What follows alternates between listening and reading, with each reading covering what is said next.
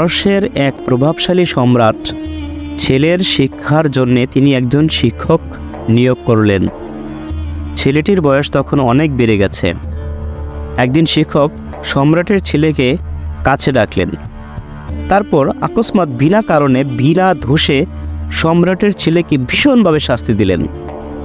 অকারণে এই শাস্তি ভোগ করায় সম্রাটের ছেলেটি শিক্ষকের উপর দারুণভাবে রেগে গেল, কিন্তু মুখে কিছুই বলতে পারল না।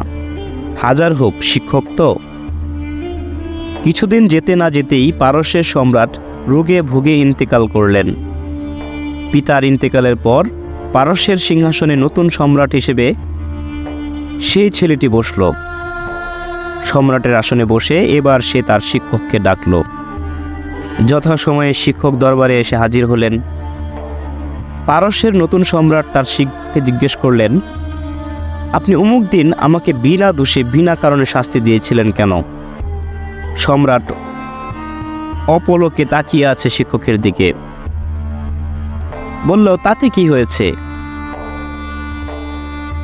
সম্রাট বললেন, তাই বলে আপনি আমাকে অন্যায়ভাবে শাস্তি দেবেন? শিক্ষক একটু হাসলেন।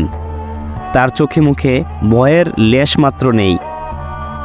জবাবে শিক্ষক বললেন, হ্যাঁ, আপনাকে সেদিন অন্যায়ভাবে শাস্তি দিয়েছি এই জন্য যে আপনি যাতে করে বুঝতে পারেন বিনা কারণে বিনা অপরাধে কাউকে শাস্তি দিলে বা কারো ওপর জুলুম করলে তা কতটা কষ্ট হয়।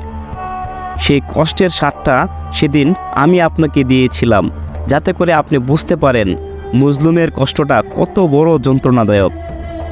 আর সেই বোধ থেকেই যেন আপনি সম্রাট হয়েও কখনো কারো ওপর জুলুম এবং অন্যায়ভাবে শাস্তি না দেন। শিক্ষকের এই নৈতিক শিক্ষা দেবার অভিনব কৌশল জেনে সম্রাট খুব খুশি হলেন এবং শাস্তির পরিবর্তে অনেক মূল্যবান উপঢৌকন দিয়ে সততা ও সান্নিধ্যের সাথে শিক্ষককে অতি সম্মানের সাথে বিদায় জানালেন।